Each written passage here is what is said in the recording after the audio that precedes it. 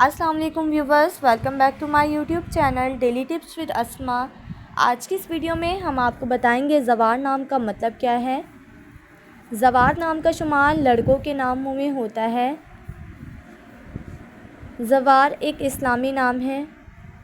ज़वार नाम की इब्तदाई तारीख अरबी ज़ुबान से निकलती है। ज़वार नाम के अफराद के लिए खुशकिस्मत नंबर 7 माना जाता है। माहिरीन के मुताबिक ज़वार नाम के लड़के बहुत रहमदिल होते हैं। ज़वार नाम का मतलब है ज़ियारत का शौकीन।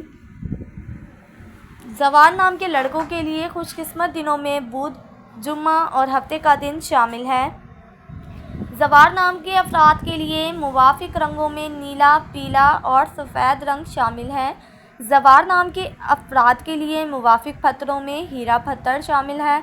खुशकिस्मती वाली धातों में हिस्सों के हिसाब से चांदी और तांबा शामिल है।